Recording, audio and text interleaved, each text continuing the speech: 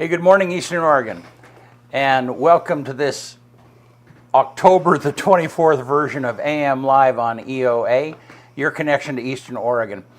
And our you can find all of our stuff at EOA.network. That's where you can find where the availability of all of our stuff is. There also is a place where you can donate to us if you'd like to be in the position of one of our sponsors. We really appreciate that. And I'm going to pitch this to you. This is why, to tell us who our guests are this morning, and we'll be back. After the break, Dustyn Azure, the head wrestling coach at Eastern Oregon University, and his new assistant, Hunter Sparks, who is also a national champion, two-time All-American, will join us, and we're going to talk about some wrestling and among other things. Yeah. Good. Thank you. Yeah, that's beautiful first Friday with crappy weather. That's why I messed up that opening. You were thinking about it too much? Because I was thinking about oh man, You couldn't remember their names? Well, I could have, but it would have just been totally slaughtered. Yeah. So we don't usually do sports. I mean, we've had Hunter on the morning show before. Yeah. We don't usually do sports people, but because there's a separate show for sports. But I think every once in a while it's cool to have some sports on the morning show. I mean, absolutely. Yeah. No. Especially, people that are involved in the community, like these guys, and Dustyn's got kids that go to the high school. Mm-hmm. He's got 4 daughters. Holy smokes. That's a lot of estrogen in that house. I might have to bail out every once in a while, find a mandate or something. Yeah. Yep. Yeah. Well, do you want to do sports? Let's do it. All right.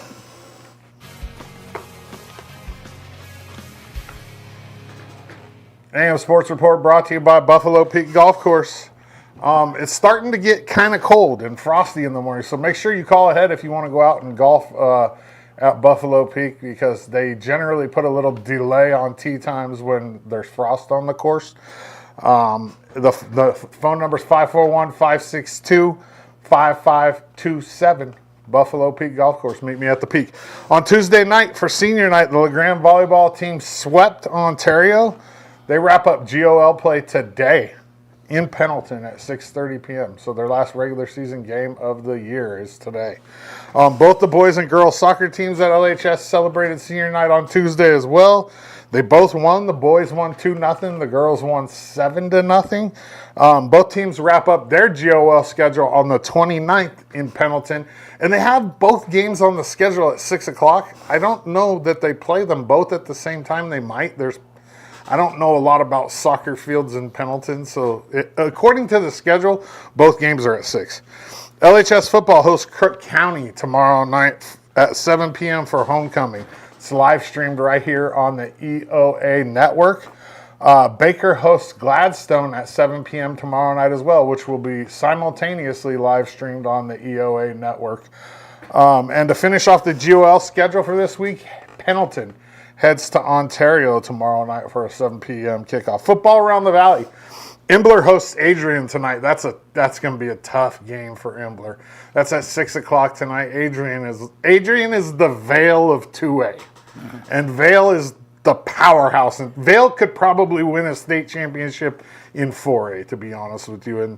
And that's Adrian in 2A. I mean, Adrian's tough. Imbler's going to have their hands full tonight.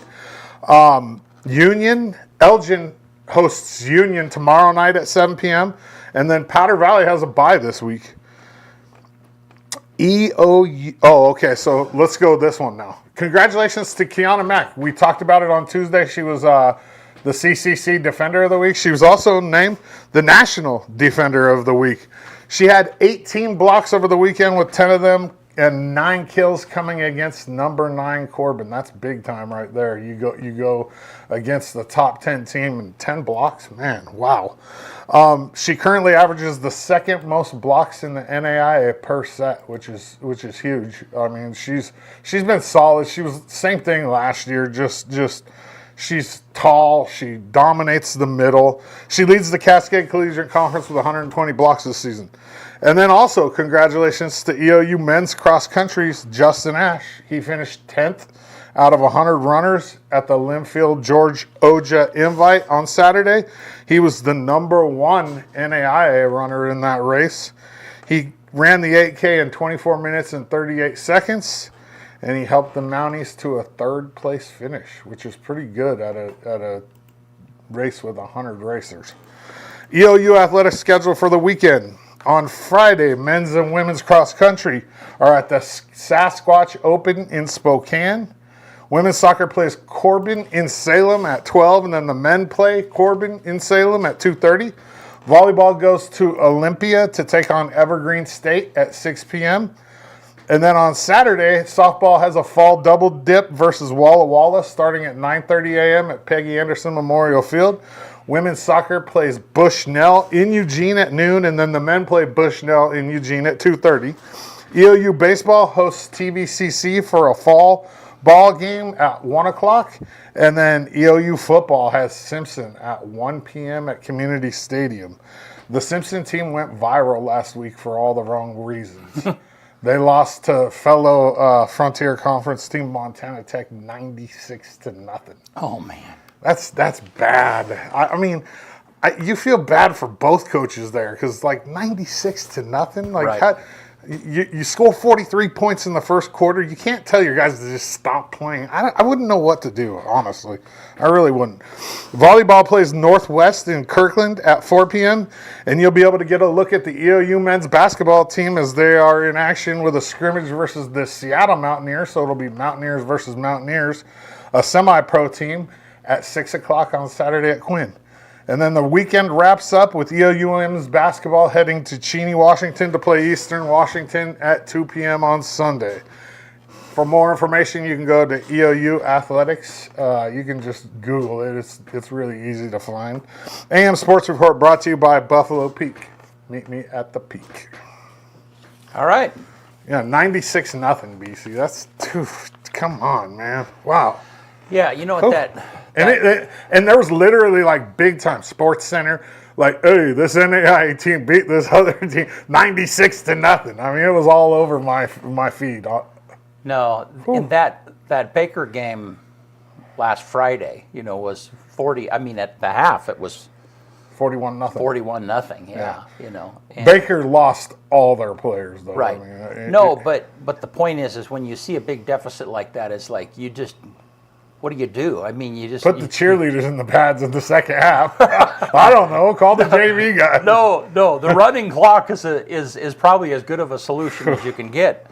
But it's like, yeah. What do you? I mean, you wish you could just like, oh, okay. I mean, I think that's Ontario's first GOL win in like 5 years too. Yeah, was it? I think so. I can't remember the last time they beat a GOL team. Yeah. To be honest with you, it's not the GOL, it's Special District, whatever it is now. Yeah. But when I say GOL, I mean, Yeah. LeGrand, Baker, Pendleton, Crook County. Yeah. I can't remember the last time they beat a team in their league, which is, and then they come out and beat Baker 41-0. Yeah.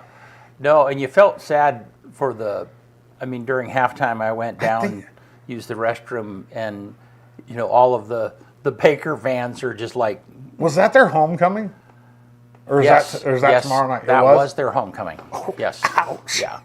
Hey, at least they scheduled the team that they thought they could beat. We scheduled Crook County. I think we can.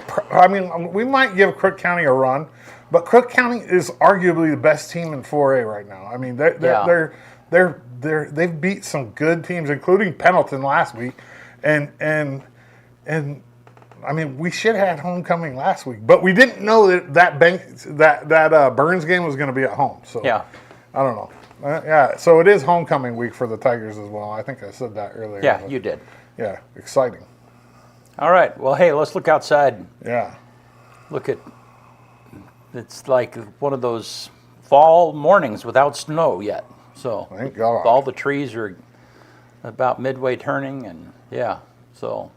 There's some sunshine. It's kind of bright out there. Yeah. That's a positive. Is there any snow on the mountain yet? Nope. No. Let's look at the weather graphic. So 54 today, and this weekend 56, 66. Sunday and Monday, it looks like it gets crummy. Yeah, that looks like that's when it's going to start raining. Yeah. So, but the temperature is going to be in the 50s, kind of continue to be there. So Not quite as bad. yeah. All right. Hey, take us to the break. You.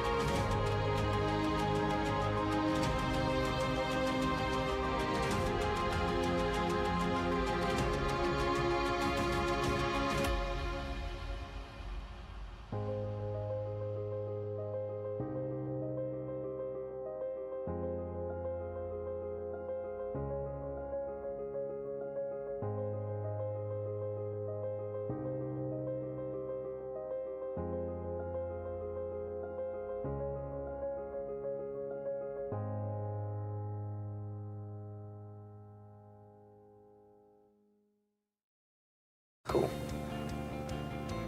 What's he? All right, welcome back. And so we're joined by EOU men's head wrestling coach, Dustyn Azure. He was recently inducted into the Native American Athletic Hall of Fame. And by a new coach on the staff, but he's two-time All-American, right? Two-time All-American and national champion, NAIA Wrestler of the Year last year, Hunter Sparks. What's up, guys? How's it going? Good. How's it Good. going? So the way this came about was I was going to have them on the sports show this week, and we just decided we're going to bring them on the morning show instead. We'll talk some wrestling, and we'll also just talk some, LeGrand and just life things. First question for you, Dustyn. How is it? How is the wrestling team? What's it look like this year? Good. I like where we're sitting right now. Definitely under the radar a little bit, nationally wise, and when it comes down to the conference as well. So I'm okay with that. Yeah, so are we. Especially what we have in the room right now. They're looking good. They're looking crisp. Ready to get on the mat here next week. Compare this year's team to teams in the past, like where talent-wise. Talent-wise, I think that we were just talking about this the other day. I think it's comparable to about where we were sitting when we won conference that year. And so we kind of snuck under the radar. We came in like number 6 in the conference, and then ended up winning conference that year and qualified our most guys to the national tournament. So I think we're sitting in that same boat, definitely a little bit under the radar, but we have some hammers in there that are going to come out and make some noise, I think. So when we talk about this conference, the CCC, it's the toughest conference in the country, arguably. I mean, I would say it is. There's always 3 or 4 teams in the top 10, and it just beats up on each other in my eyes. What do you think about that? Like, is that how you want it to be, or would you rather it was a little more even throughout? The NAIA? No, for sure. I like where we're sitting. I like comparing us. We're like the Big Ten of the NAIA. Yeah, for real. And so, like, this is where all the big dogs are. We want to get out and meet all of them. And, we also have to travel, of course, to get to wrestle against competition. But I like where we're sitting. We get to meet these guys every week. And that's what iron sharpens iron. And that's what we get out of our conference. And it's a good group of guys in our conference with all the coaching staffs, and everyone pushes each other. So Is that the hardest part, travel? Like, because this conference is so spread out. There's teams in Arizona. There's teams in Montana. Is that the hardest part? Yeah, financially. Yeah. Well, yeah, I know. Obviously, financially, yeah. But I mean, like on the guys. I mean, traveling's tough. I think, anyways. It is. It's tough, but I think with our sport in general, we're used to it. Like, we got guys that come in, we're traveling to national tournaments all summer long. They're competing all year, and they're making these long distance travels to meet up with the best guys. And so most of the time, the guys coming in are used to that atmosphere, and we look forward to it. It's fun getting on the road with the guys, and you're just making fun of me earlier about having 4 daughters, so I get to get my guy time. I wasn't making fun. Hang out with my boys. I was just like, it's sometimes it's got to be sympathy, man. Yeah, it was more sympathy than making fun. Like I'd have some Beats by Dre at the house. Put those things on and disappear. Hunter, for you, and I asked this to a lot of coaches. I don't know that I've ever asked it to a first-year coach that's in your situation. One of the things that I'm kind of anti, and I know that it's absolutely necessary, is a guy coming his first year out of a program to coach the same guys that he just was teammates with. And the reason why I don't like it isn't because, I mean, obviously you have to change your role with your buddies, right? You become coach. Yeah. But the reason why I don't like it is because I feel like sometimes it's hard for a guy that was coached by somebody to be brutally honest and hold that person accountable, which is part of your job as an assistant coach. Like you have a different role with Dustyn now, and I feel like that's really hard to walk that line. What do you think about that? I don't think it's too bad. I think one of the things that really helps us is we have multiple coaches. I mean, it's us two, but we also have Blake, Luca, Marco, and we have Coach T. So we have like a lot of which are different all EOU wrestlers. Exactly. Yeah.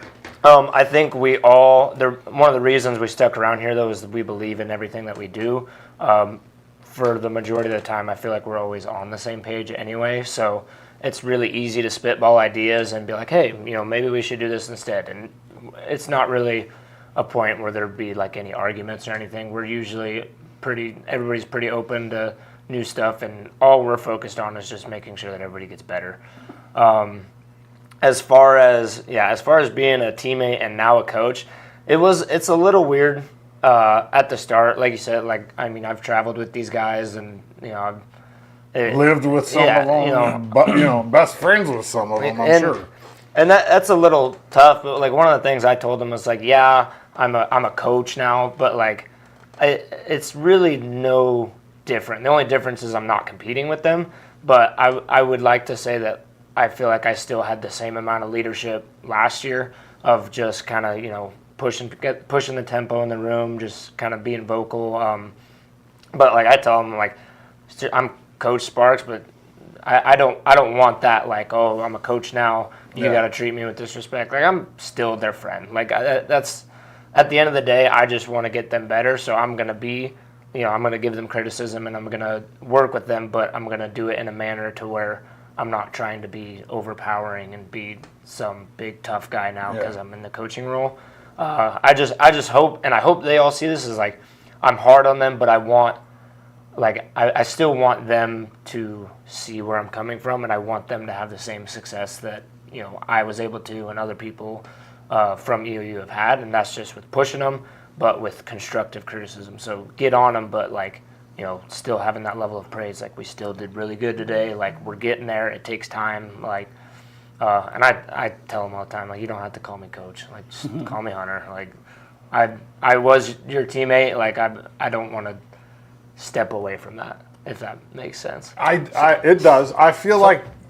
So I got a follow-up question for that, and it probably is going to be the one you're asking, and that is, so Dustyn, so when your assistant coaches are, and I'm learning about the program more now than what I've known before, and that is when your assistant coaches are EOU past wrestlers, how are you able to foster the kind of relationship that is going to say, hey, I don't know if that's the right way to go, or I have a different opinion. I mean, are you able to do that? What do you think about that? Yeah, I think we got to learn from everybody. Yeah. I mean, that's wrestling, that's life.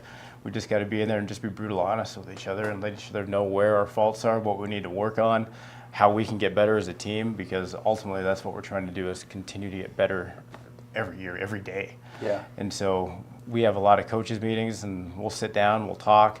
Hunter's seen them now, like where we can sit down and we like start going through things. Okay, we need this and this. How are we going to do this? What's the best route to go about doing this? We'll pitch different ideas, then we find the best one. Maybe someone has an idea that stands out, and we use that, or we collaborate and Good. mount them on top of each other. So it's definitely the coaches we have in are people that I've trusted and people that I know that have the leadership skills that can come in to coach these guys. I know that they're not going to come in and after practice sneak some guy out and go hang out at bench warmers. And, Yeah. but Yeah. it's a relationship that I think by the time they get older and they've been there a few years, they understand we're not there to beat up on them and just criticize them every day. And it's about being honest and helping them just become better people. Yeah. When I look at it too, I feel like wrestling's a little bit different because in the fact that your teammates are kind of coaches, you know, already. You know what I mean? Unlike like in football, your teammates aren't really coaching. But in wrestling, I've noticed like if Hunter's out there wrestling, then maybe Kyle's on the sideline telling him, hey, you know, get the underhook or what, you know what I mean?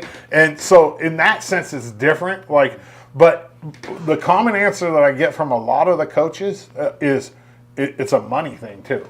I mean, if you can get guys to come back, you know what I mean? Because a lot of times it's a GA or you know a volunteer coach, and it's easier to get guys that played or wrestled or girls that played or wrestled for you to come back and do that. Yeah. I mean, that's a common answer I get. Yep. I mean, we're definitely very fortunate on that side too. Like these guys are sticking around. They're teachers. They're working in the community. We got Marco working out at Union, and we got Blake working out at Elgin. Hunter's finishing up, getting ready to go to his master's, our doctorate program. Coach T sticking around. He's been in jobs had a here. baby. Yeah, just had a baby. So congrats, Coach T. Yeah. Luca doing PT. Luca doing PT. So. Isn't that what you're doing too? Chiropractic. Oh, chiropractic. Yeah. That's right. That's right. So where are you going to do the school for that? So I was lucky enough to find a program where I actually get to do my first year completely online. Oh, so I'm in chiropractic school right now. I'm kind of towards the end of my first trimester, but I'm able to stay here in LeGrand and still coach. That was what I wanted to do. I wanted to still be around wrestling. And I think with wrestling, like you were kind of saying with the, you know, just kind of like everybody's a coach, and like that sense is like, even as the coaches, like we by no means like know everything. Like we still learn from our wrestlers today. Oh, yeah. Like we still learn things every day, whether that's seeing reels on Instagram of just other schools, other moves, somebody in our room coming up with something or saying like, hey, you know, what about this? It's like, it's just one of those sports where you're just always growing no matter what, whether you're a coach, athlete, somebody in the stands, like you're constantly learning. And I think that kind of helps a lot. And then the goals never changed. I think that is a lot easier when you have wrestlers come back in too, is like we still have that same goal, regardless of who's on the team or regardless of who left, who came in. Like we still have the same drive. Like we want national champions. We want, you know, ideally a trophy finish at nationals. Like the goal never changes, and I think that's easy to really kind of carry on just as a tradition as EOU wrestling. Yeah, that makes sense. What about like for when with the transition from wrestling to coaching? What's been the hardest part outside of obviously being, you know, a teammate of the guys and then being, but what's been the hardest part? Just not being able to compete? If I'm being honest, like just a confidence thing, like being able to step up and say like, hey, you know, like, no, you guys, you know, listen to me, like I need you guys to do this, and trying to like keep people, keep that level of respect is, it's more difficult in my eyes because I'm like, oh, I don't know, like I don't know if I'm overstepping here or Right. whatever. But from what I've seen, like everybody's been super awesome. It's just like picking up from like right from the start. I feel like I haven't missed a beat from just being a teammate last year. I mean, it's just that part's a little difficult, and then I do miss competing. That part's also hard. Yeah, seeing everybody else get ready gets me amped up, and like I want to get back on the mat. But That's one of the hardest things for college athletes is the loss of identity. You know, trying to re-identify. You know what I mean? Because you go from, you know, everybody knows you as Hunter, the national champion wrestler, and then now it's like now you're Hunter, the coach. You know what I mean? Like be a national champion coach. Yeah. Oh, that would be awesome. That'd be Dude. That would pretty be sweet. awesome. Dustyn, for you, this team this year, obviously we always talk about the goals. I mean, it has to be trophy finish again, right? Like, Yeah. I mean, it's every year. I mean, we gotta help our guys get to where they want to be. They want to be national champs. They want to be All-Americans. And if we're helping them reach their goals, we're gonna accomplish our goal. And so our goal, of course, you know, trophy hunting, national champs. That's always been the goal. And we have to just, if they accomplish their goals, we're gonna accomplish ours. And so we're pushing them to make sure that they get as close as they can, or surpass, or at least get to their goal. I think one thing that would be cool is if you guys can walk us through like a day for like a wrestler that takes classes at school. So walk me through a whole day, like during like season, but not like the day before a match, but like, you know, early in the week or whatever. What's a day look like?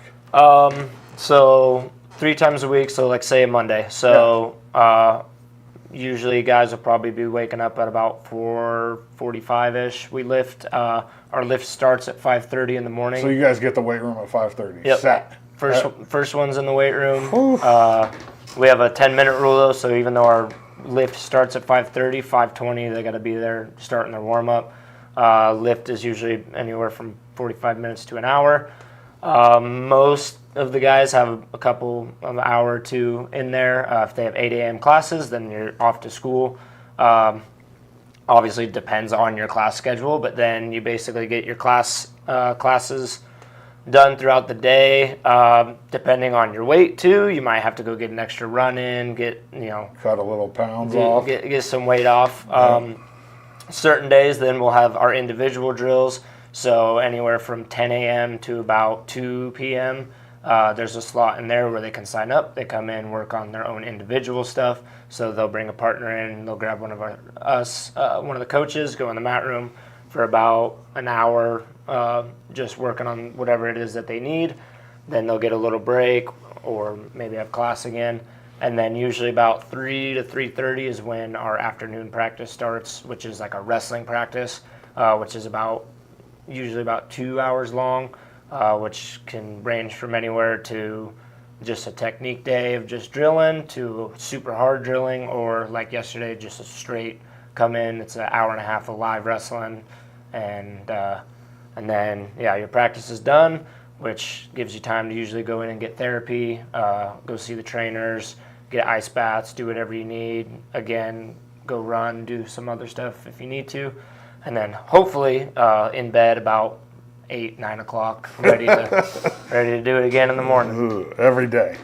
What about so say like you, obviously you wrestled 125 last year, so you had to cut weight every week, I'm sure. I mean, 125 is light for anybody. Yeah. Nutrition wise, what do you tell, like now as coaches?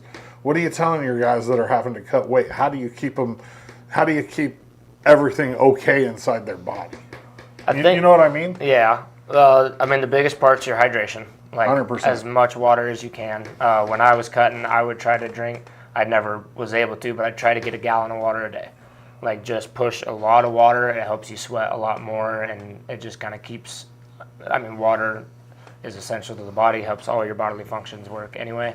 And then just eating good food. It doesn't necessarily have to be like super like calorie counting. Like I'm gonna eat exactly blah blah blah calories or whatever. Just as long as you're eating good foods in good amounts, not overeating, but also not undereating.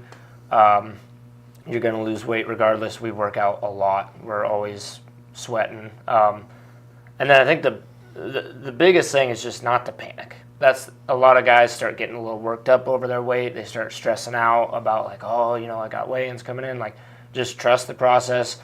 Like, your body's going to help you get down there. If you have to get an extra run in, it is what it is. But once you get down to weight, stay there. And that's the only other big problem in wrestling. Is people like to make weight and then they start doing the ups and downs to where they'll weigh in, and then 3 days later they're already 12, 15 pounds over, and then you just make it. Well, how do you stop that? I mean, because I kind of think like once you lose, say you walk around every day at 138 or whatever, 135. And you're going to wrestle 125 and you cut down. How do you stay there? Like, because your body naturally wants to be 135. You know what I mean? Like, yes and no. I mean, the human body is just super resilient in general. Like, I think more of it is a mental thing. And I know it was for me in the past. Like, I'd have this super hard weight cut, and then I make weight, and then it's like, oh, okay, I want everything. I want soda. I want, all pasta, everything that you probably shouldn't be eating exactly. when you're trying to cut weight. But once you kind of realize like how well you can perform with less, like it kind of makes you realize like, oh, I don't really need to eat this much. I don't need to, get 8 pounds over to feel good. Like when I was at 25, I started initially. When I first cut to 25, I was rocking around just under 140. Right. But by that second year, because I just kept being consistent, make sure I didn't get super big, I even to this day still, I walk around at like 134, 135. So if I put you on a scale right now, you'd be probably 135. 35, 36. Yeah. And when you first started cutting to 125, you were right around 140. Mm-hmm. So just a natural 5 pound. And just if you don't allow yourself to blow up, your body kind of adapts to that new weight that you're at. And I mean, I don't miss any meals. Never missed any meals. Still had, water every single day. Coffee. I'm a big coffee guy, so I had coffee every morning. Shameless plug for whoever. Buckskin coffee. Yeah, I have a question. Yeah. So, and this can be to either one of you. So but you're most recently in this arena. Is this when you have a competitor or one of your wrestlers is they're going up against a tough match. And you're already kind of at the top of the heap. So how do you prepare for a particular competitor? How do you coach? Do they watch film of that? I mean, how, talk about that a little bit as far as how. I think we prepare for everyone. It doesn't matter who you're going to wrestle. We prepare the same. Like we prepare like we're wrestling a national championship match every time we step on the mat. If there's a mat down, that's what we're preparing for. Right. You just got to get your mind mentally prepared every time you step foot on that mat. This is the most important match because that's all that matters. The match, that's task at hand. And so same with every day. And it's something that we just got to train our bodies to, our minds to. When we step in that wrestling room, this is the most important day for me. This is the day that's going to make me a national champion. And you got to believe that every day that you step in the room. And we carry it over with everything. It's not just the wrestling room. We try to teach our guys that if you step into the classroom, this is the most important day. I've got to learn as much as I can today because I got to be ready for a test tomorrow, and got to treat them the same. Right, and I totally follow that. But wrestling is so individualized. You have guys that are really good at takedowns, or they're really good at reverses, or whatever. Yeah.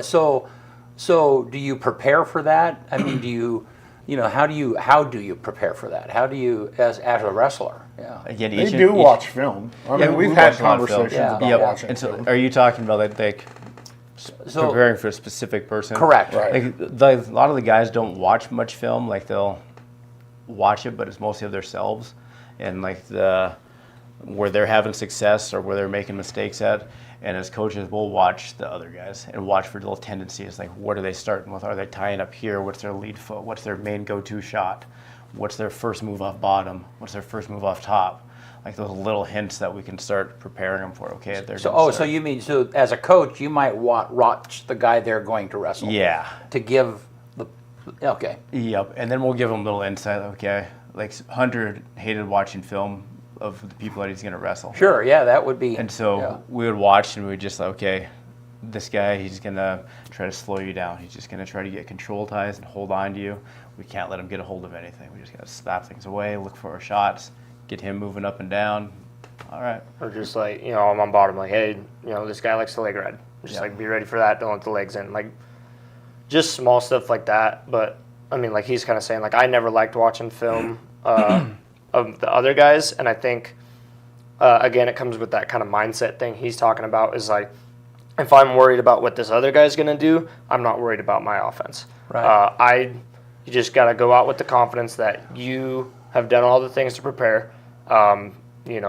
There's nothing more you can do now. You're stepping on the mat, getting ready to wrestle. All the training's been done.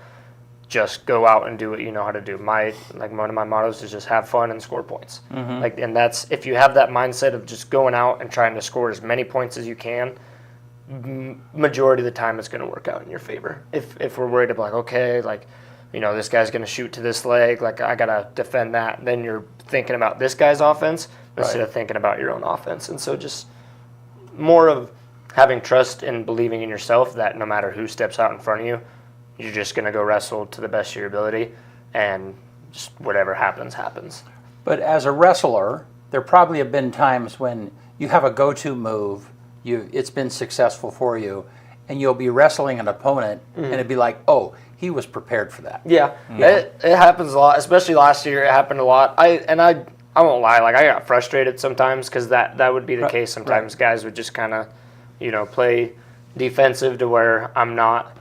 I like I said, I like scoring a lot of points. So there's kids that I should be, pinning, or I should beat them by a tech fall, and I'll beat them like 2-0. And it's frustrating for me, but at the end of the day, they don't ask how you win, they just ask how many. So as long as you get the win at the end of the day, like that's what's important. Well, and the film thing kind of makes sense too, not watching the other guy, because the most important matches of the year are tournaments, and you never know who you're going to wrestle. You know what I mean? Like, you weren't expecting to wrestle that guy that you wrestled in the finals, right? I mean, maybe. If I'm being 100% honest, I actually was. What were you? What was he ranked going in? 13th. Yeah. Which it's a ranking systems go off a lot. It's a bunch of BS. If you ask me. I mean, he's a D1 transfer, and I wrestled him in high school and everything. Like, I knew him. We wrestled at the conference tournament here in EOU in the finals. I remember. And after that match, I actually, because we both went to the same community college. SWAT. Clackamas. Oh, Clackamas, that's right. I left. He got there the next year.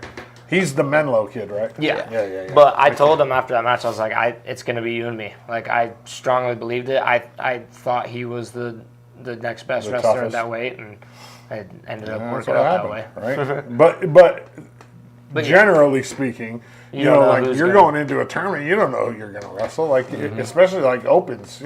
You could have somebody that you never even, chances are slim, but somebody you never even heard of coming in there. Upsets happen all the time. You never know what's going to happen. In my weight, for instance, I mean, the number one seed at that weight lost the first match. Like, and that's not expected, but you just got to be prepared for anything to happen. And like we were kind of saying, like, it's just that next match is what's important. So whoever steps up, that's the next person that you got to go out and try to whoop on. So let's talk about what's coming up. November 2nd, Arizona Christian and Providence duels. Yep.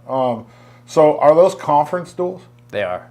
They're right off the hop. Yeah. Straight up conference we duels. get a solid conference, and Providence is number 6 in the nation right now, so. Yeah.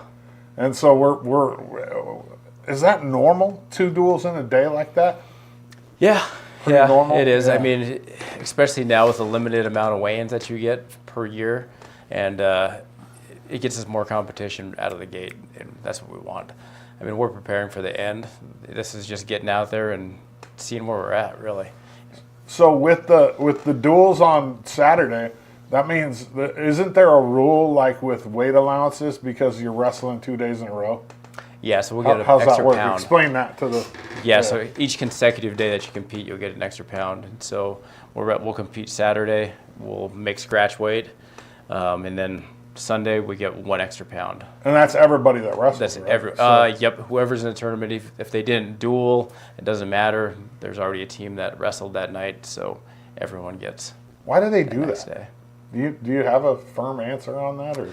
It's pretty tough to make weight 2 days in a row at scratch weight for a lot of people. So Right.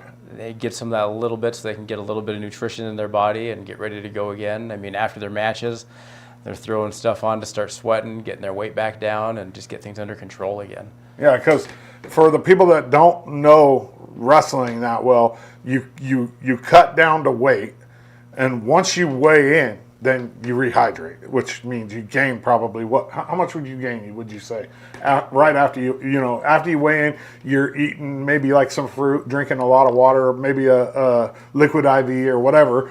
How much weight do you gain like right after you weigh in? Right after? Yeah, or that day, the rest of that day.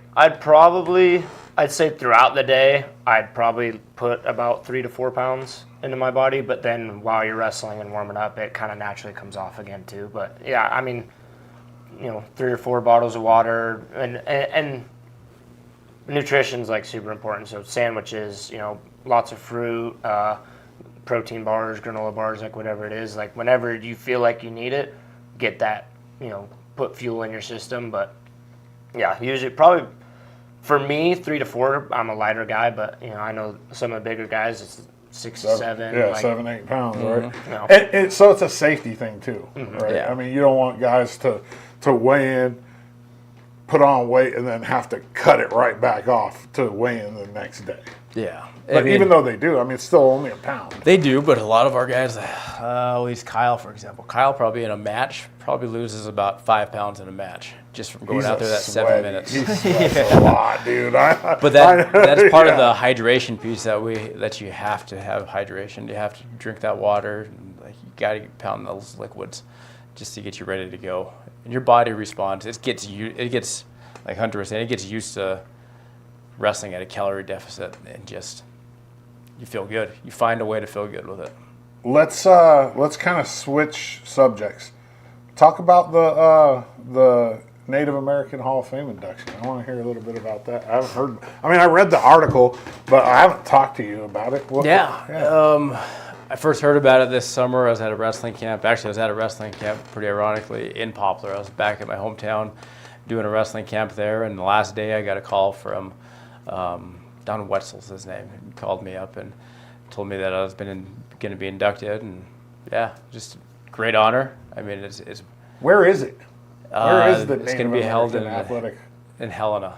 And when is your induction ceremony? It is it's the day after we duel Northern and who else we duel? So coming Evergreen. up quick in the next couple months. Yeah, yep. So it's gonna we'll duel that day. I'm gonna jump in the car, drive halfway. I'll drive to like Spokane, jump on over, hit the induction on Saturday. Sunday morning, I'll wake up and meet the guys in Spokane for the tournament because we have another tournament on. Do you get Spokane something on cool? Sunday. Do you get like a jacket or a bust? I don't know. or- I don't know what. Yeah, I don't know anything They gotta about give it. you something, a ring. I Maybe, mean, yeah. Generally, like a Hall of Fame ceremony, you get something that everybody else who's been inducted. Yeah. I don't know what it would be with the Native American Athletic Hall of Fame, but Key to the city. key to the city. Yeah, but he didn't even wrestle in that city, right? So that's for your athletic accomplishments from the time you were young all the way through college. Yeah. So it's like And, a well, they lifetime included thing. coaching. It's a lifetime Oh, thing. it's a Yeah, lifetime thing. award. So everything that I've accomplished from when I started wrestling at 5 years old. So Wow. yeah, And you were All-American at Montana State Northern. Northern. Yep. How many times? Twice. Two-time All-Americans.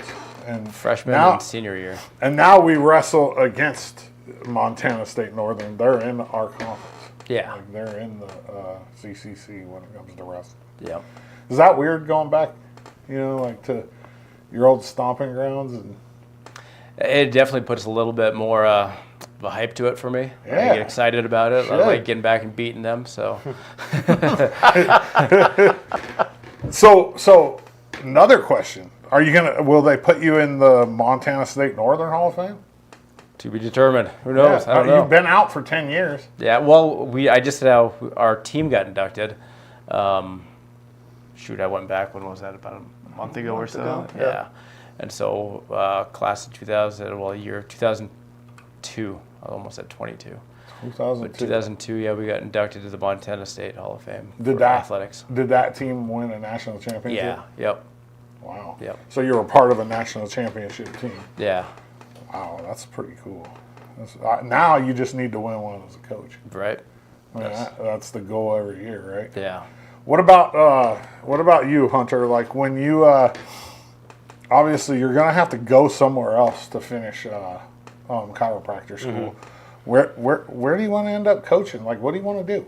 Like, That's a tough one. So yeah, next around this time next year, I got to move down to Dallas, Texas, to finish the rest of my Dallas, school. Texas? Yeah, moving to Dallas. What school is it? A specialized chiropractic? Yeah, school? so it's Parker University. It's just a chiropractic school. Okay.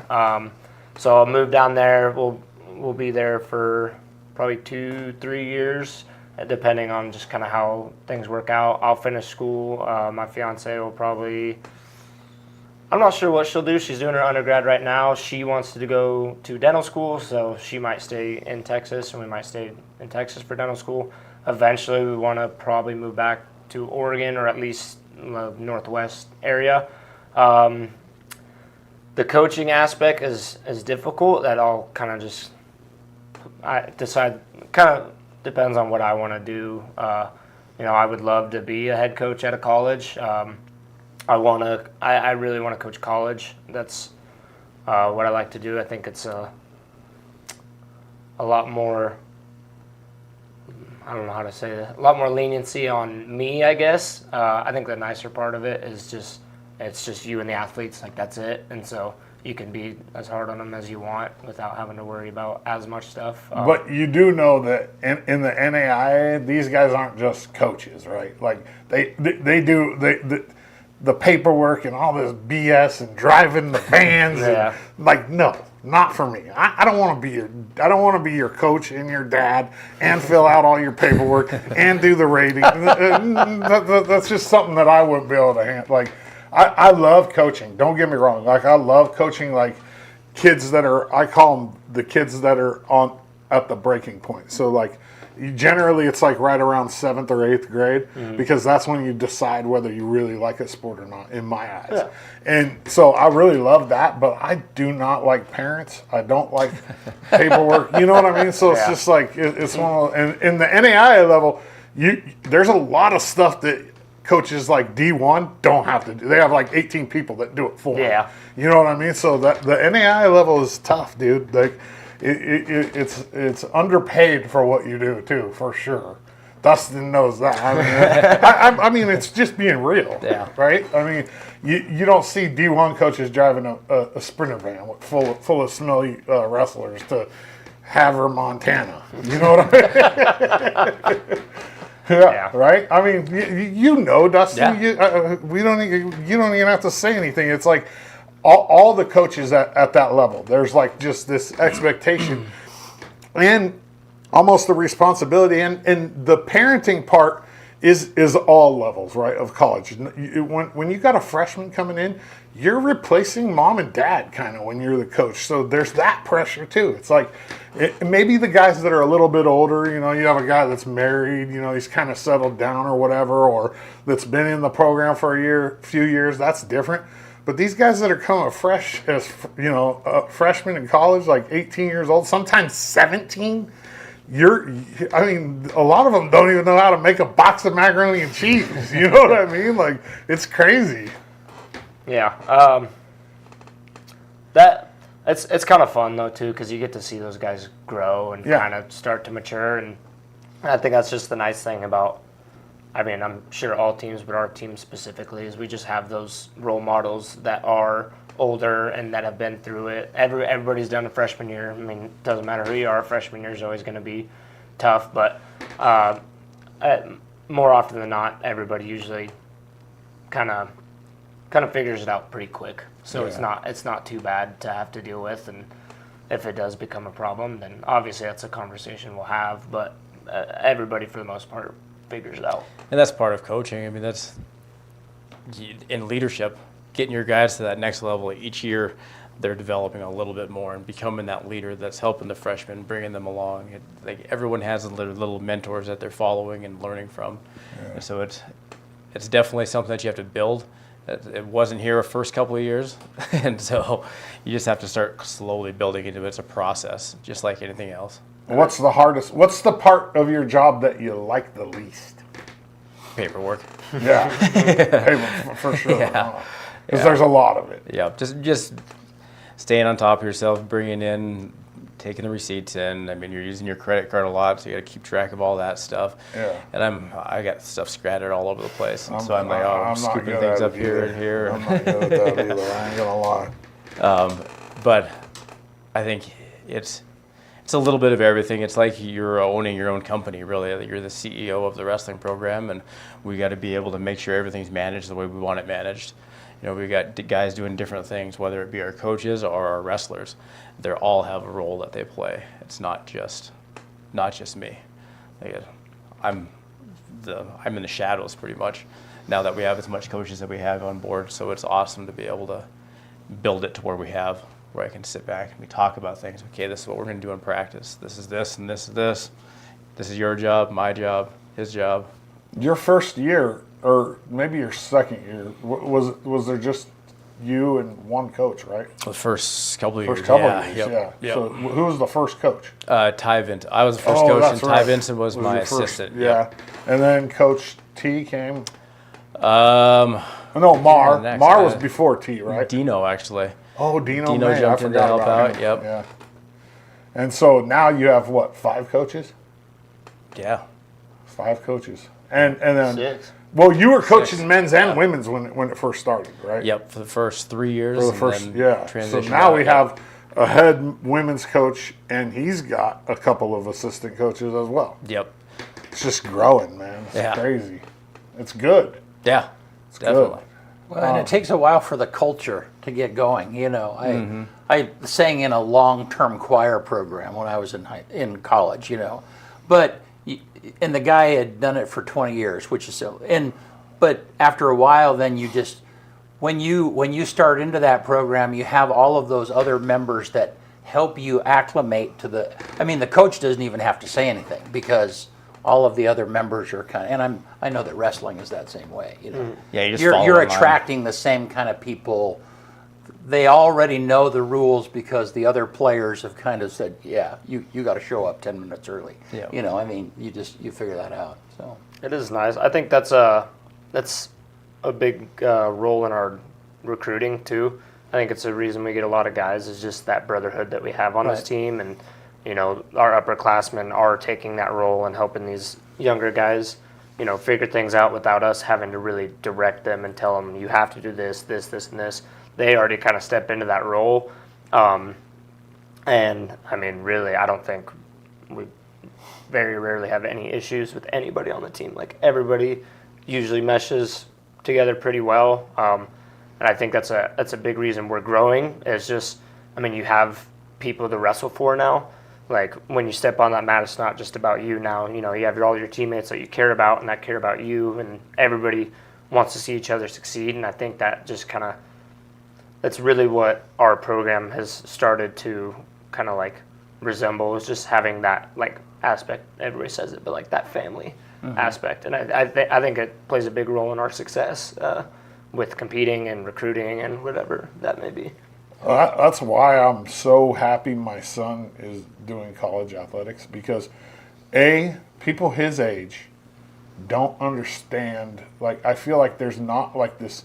They don't have the same like feeling about promptness and being accountable that like people my age and older do. So like these younger generations, and I've seen it firsthand.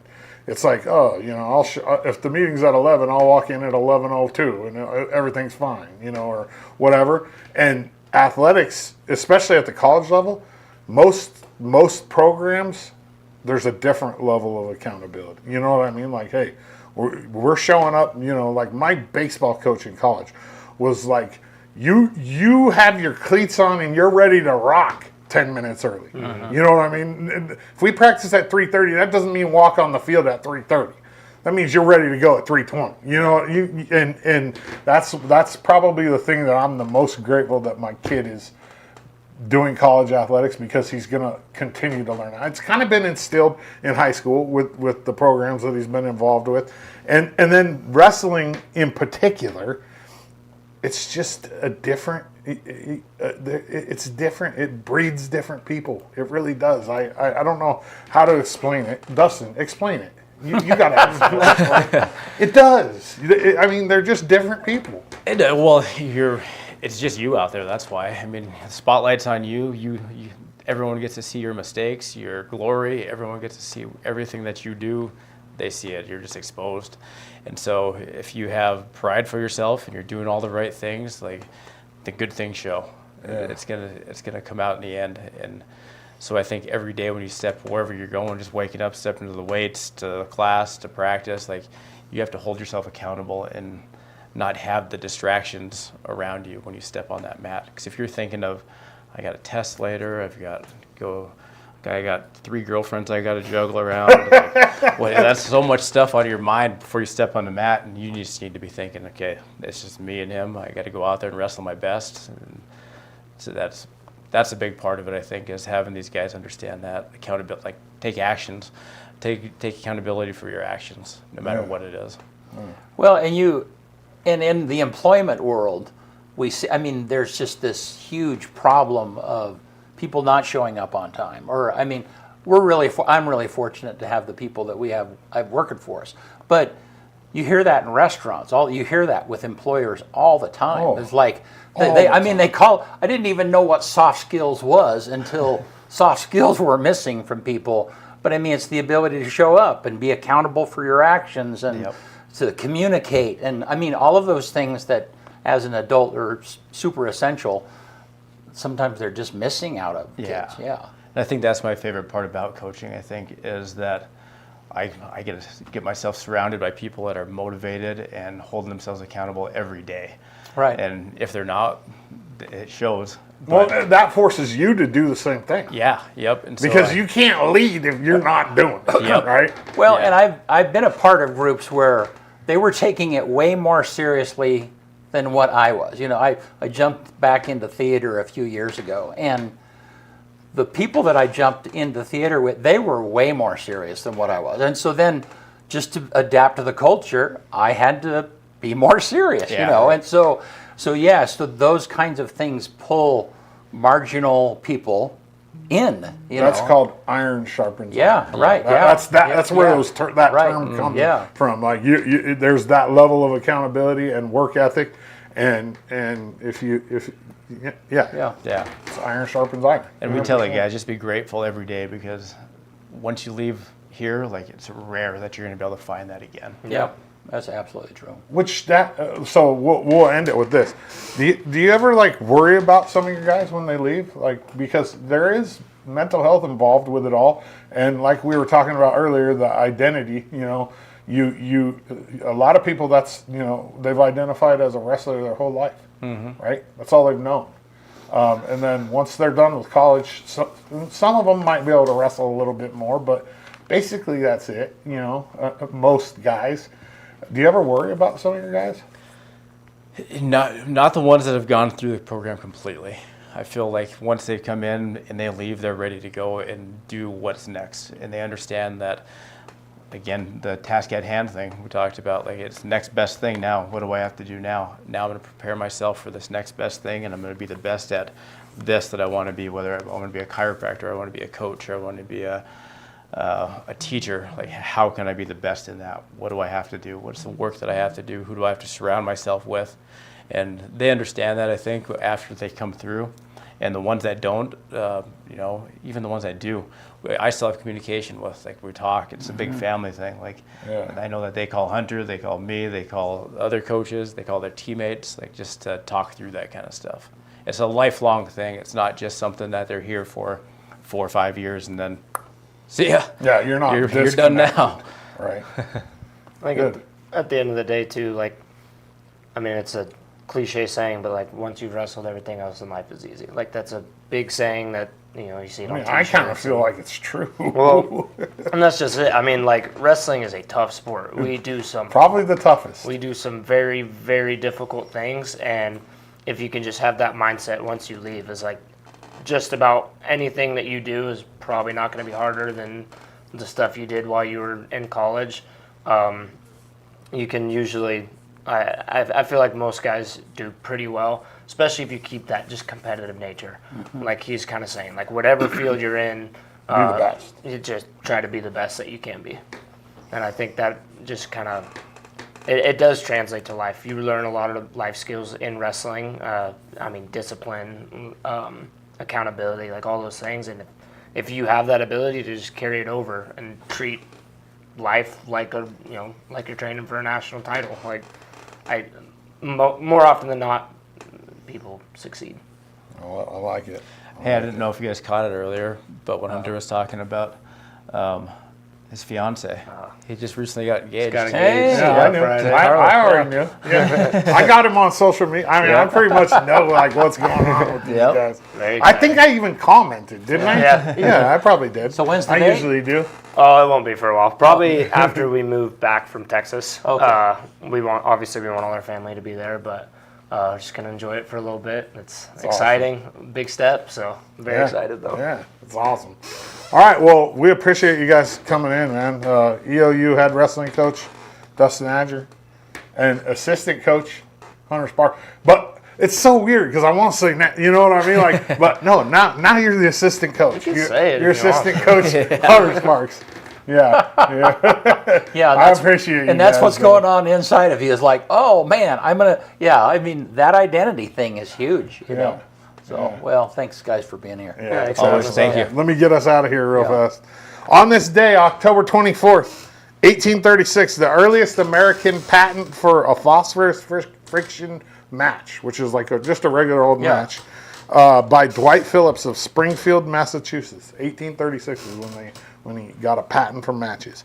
1881, Levi P. Morton, the U.S. ambassador to France, drives the first rivet in the Statue of Liberty. 1926, on this day, Harry Houdini's last performance at the Garrick Theater in Detroit, Michigan. You know how Harry Houdini died? Pancreas. But it was from a punch. He got that's punched, right. I had forgotten. And he died 9 days later from a pancreatic infection Wow. that the punch caused. I don't remember who punched him. That's right. 2017, on this day, Albert Einstein's theory of happiness, which was written as a note for a bellboy instead of a tip in Tokyo in 1922, sells for $1.56 million. Theory of happiness. Yeah. I've never even heard of that. It was a note to a bellboy that he Yeah, wrote, right. thanking him, Yeah. and they ended up calling it the theory of happiness. 2021, on this day, Michael Jordan's 1984 Nike Air ships sell for $1.47 million at Sotheby's. It's a new record for sneakers at an auction. 2023, on this day, and I want to read this book really bad, just because I think it's probably interesting. American pop singer Britney Spears releases her memoir, The Woman in Me. That's probably a really interesting book because she's had quite a crazy life. And then one more thing before we get out of here, the Otani ball sold for $4.36 million, and the Dodgers offered the guy $400,000 for it. So you got 10 times what the Dodgers offered. The number one song in America on this day in 1994, I'll Make Love to You by Boyz II Men. And the quote of the day comes from Virginia Satir. We must not allow other people's limited perceptions to define us. One more time. We must not allow other people's limited perceptions to define us. All right. That's all we got, man. Appreciate you guys for coming in and hanging out with us.